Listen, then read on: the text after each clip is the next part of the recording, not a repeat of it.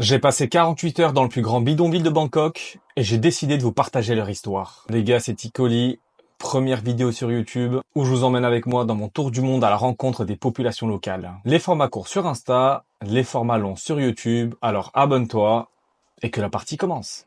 En mars 2025, j'ai décidé de passer 48 heures à observer, à respirer, à sentir un autre monde. Un monde qu'on choisit d'ignorer, un monde qu'on cache dans l'ombre.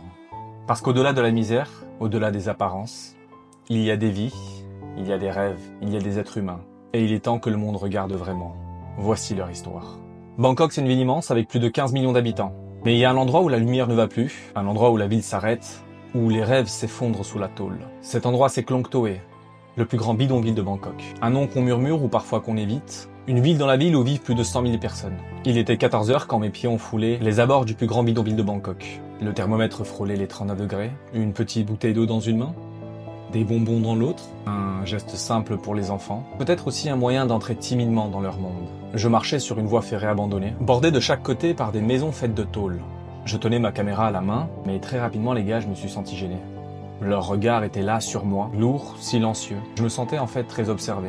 Et à ce moment-là, je me suis dit, mais qui suis-je pour venir filmer leur intimité? Puis je me suis rappelé que, Ticoli, tu es là, pas pour du contenu, mais pour témoigner, pour raconter.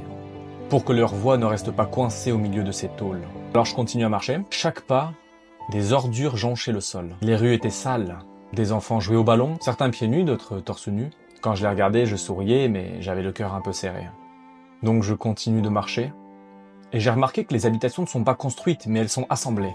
Parce que ce que la ville rejette, Klong Toei les récupère pour bâtir une vie. J'ai vu des maisons de 4 mètres carrés, un lit pour 5, un vieux ventilateur tournant au ralenti dans une chaleur épouvantable. Dehors, les ordures sont partout, on les cache même plus, on vit avec. Des commerces de fortune, une vieille dame qui vend du riz sur une planche de bois. J'ai continué mon chemin dans les rues étroites et j'ai vu le chaos organisé. La chaleur qui colle à la peau, les enfants qui jouent dans la saleté, comme si elle ne les salissait plus. Les adultes qui regardent sans parler, fatigués, mais bien présents. C'est ici que j'ai compris ce que voulait dire vivre. Non, pas survivre, vivre. Vivre au bord de l'effondrement. Tenir debout malgré tout. Klong Toei, c'est un miroir brisé. Une partie de l'humanité qu'on préfère bien souvent ignorer. Ici, on n'a rien, mais on se regarde, on se parle. On partage ce qu'il y a, même s'il ne reste rien. Les rues sont étroites, presque étouffantes. Des câbles électriques qui pendent comme des vieilles toiles d'araignée. J'ai l'impression d'être entré dans un monde oublié des cartes. Un monde qu'on cache sous les gratte-ciel. Un monde qu'on voudrait effacer.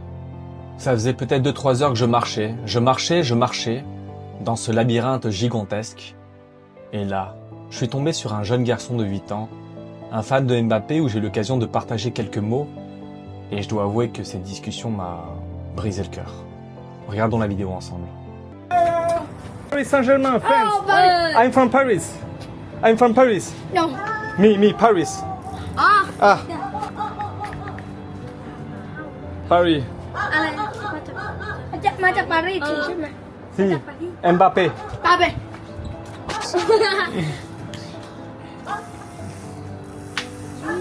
Check.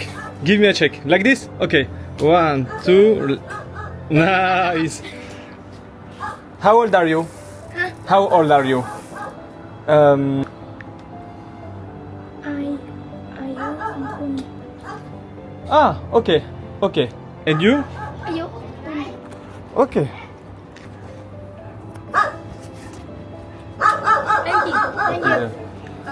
thank you Check. Check. Thanks, guys. thank you I love you. I love you ว้าว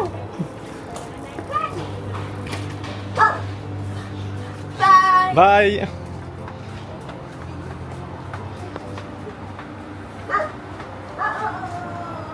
Ça me rappelle moi à leur âge. Avec plein de rêves. Mais ce qui est triste, c'est que quand ils vivent dans des conditions comme là, dans les bidonvilles, réaliser leurs rêves, c'est chaud. Franchement, c'est dur. Il fait 40 degrés, je sais pas comment ils font pour vivre dedans. C'est dur. Il y a quelque chose d'insupportable dans ce contraste. Un rêve immense habillé de misère, un maillot trop propre pour ses ruelles, et un enfant qui rêve de lumière dans un endroit où le soleil peine à rentrer. Et vous savez, ce qui est triste, c'est que des enfants, il y en a partout. Partout, la majorité avait un ballon crevé, jouait au foot pieds nus. Mais à chaque fois que je passais, j'avais le droit à un grand sourire, à un bonjour. Et même certains me faisaient des passes. J'ai eu l'occasion de passer des heures et des heures à jouer avec eux. À leur proposer des bonbons, des sucreries, quelques boissons gazeuses, dont j'ai compris très vite qu'ils n'avaient pas l'habitude. Je continue de marcher et dans la même ruelle étroite, je tombe sur un groupe de jeunes. Et je lance un débat classique, Messi ou Ronaldo? Messi ou Cristiano Ronaldo? Ronaldo? Good. Ronaldo? Ronaldo? Good. Me too, Ronaldo. Les gars, Ronaldo c'est le GOAT. La question est répondue. On a discuté, on a passé peut-être une heure et demie ensemble. Ils m'ont proposé un verre d'eau, j'ai accepté, par politesse, et je vous avoue que j'avais très chaud. Puis on a discuté, je leur ai posé des questions. Pour eux, il est difficile de travailler, récolter du plastique, du bois, du verre, pour gagner à peu près 100 bahts par jour, soit 2,60 €. L'argent qu'ils gagnaient chaque jour suffisait seulement pour manger. Parfois, quand ils travaillaient un peu plus, et qu'ils réussissaient à gagner un peu plus d'argent, c'était pour acheter des vêtements. J'ai continué de marcher pendant des heures dans ce labyrinthe. Puis j'ai décidé de m'asseoir sur un morceau de béton, la caméra posée à côté, et je ne savais plus s'il fallait que je continue de filmer ou juste de regarder. En fait, je me sentais tellement petit, comme si mes chaussures étaient trop propres pour ce sol, comme si mes questions ne méritaient pas leur réponse. J'ai donc continué à marcher dans le bidonville pendant des heures, et vous savez, à Khlong Toei, la nuit tombe très vite. Le soleil se couche, et c'est un nouveau visage que l'on découvre. Il était environ 20 h lorsque je rencontre un homme qui me voit avec une caméra, qui essaie de me parler, je ne comprenais pas, donc je sors mon téléphone et avec Google Traduction, je lui demande de parler, et ça traduit. Et en fait, cet homme m'invite à venir dîner chez lui. Il m'ouvre le cœur, les portes de son foyer. Avec beaucoup de politesse, j'accepte. Et à cet instant, j'ai décidé de couper la caméra, parce que les conditions dans lesquelles ils vivaient étaient tellement terribles que je me suis dit non, je ne peux pas filmer leur intimité. J'ai donc coupé la caméra, je me suis assis. La femme gentiment m'a servi un bol de riz et un bouillon par-dessus. Je sais toujours pas ce que c'était que ce bouillon, mais c'était tellement bon. Et là, sur mon téléphone, j'ai posé une question et je lui ai dit « S'il te plaît, peux-tu me raconter ton histoire ?» Il m'a regardé, je lui ai donné le téléphone et il a commencé à écrire. Et voici son histoire. Cet homme était chauffeur de taxi, mais à cause de la pandémie, son activité a diminué jusqu'au jour où ça s'est effondré. Sa femme est malade, donc il est le seul à pouvoir travailler et il doit élever 3 enfants.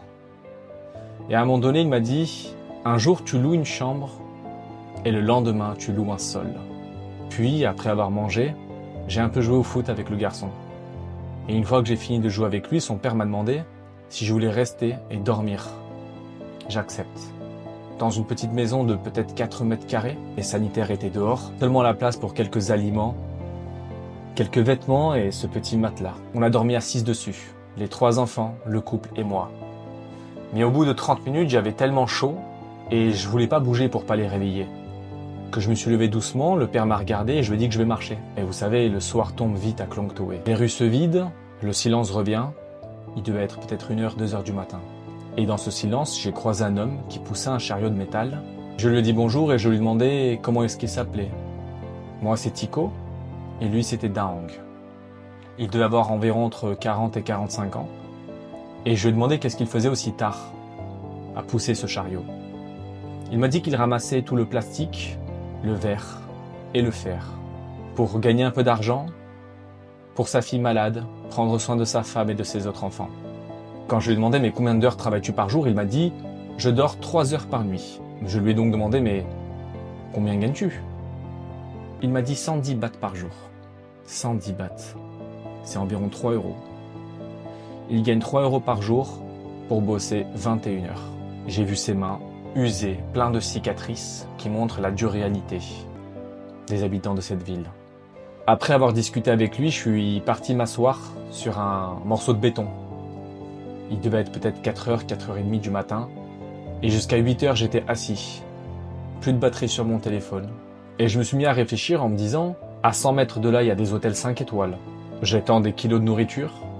Et ici, les familles vivent avec 2 ou 3 € par jour. Ça allait faire 24 heures que j'étais dans le bidonville. Puis le soleil s'est levé et je me suis assis dans une petite supérette. J'ai pris une boisson fraîche et j'ai rencontré d'autres jeunes d'une vingtaine d'années. Et lorsque je leur ai demandé « mais comment sont les conditions de vie pour vous les jeunes ?» Ils m'ont répondu que beaucoup d'entre eux, dès l'âge de 12 ans, boivent de l'alcool ou tombent dans des substances. En raison du fait qu'ils n'ont pas assez d'argent pour aller à l'école, pour s'habiller. C'est là où j'ai réalisé que tous ces enfants avec leurs rêves, des rêves d'enfants, en réalité, connaissent le cauchemar. Pendant tout ce temps-là, ma caméra, je l'ai laissée éteinte. J'ai décidé que parfois la caméra doit être éteinte, car je suis venu pour témoigner et non pour voler leur intimité. Pas pour que ces familles aient l'impression que leur misère serve de contenu. Quand on passe 48 heures à Klongtoe, on repart sans valise, mais on emporte des regards. Ils restent collés à la peau, gravés dans le silence entre les mots.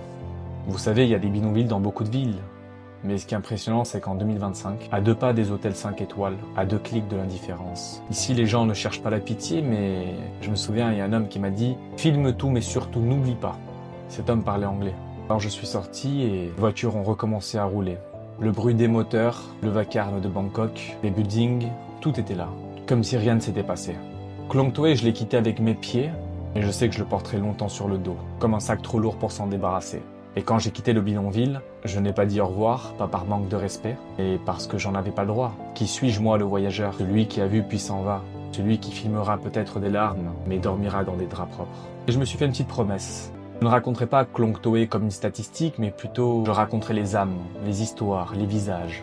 Pour qu'ils existent, pour qu'ils soient vus. Je suis extrêmement reconnaissant envers tous les habitants du bidonville. Car tous m'ont souri, tous m'ont regardé. Tous m'ont accueilli chez eux. Aucun ne m'a rejeté. Ce bidonville n'est pas juste un décor de misère, mais un monde oublié, qu'il est temps de regarder. C'était leur histoire.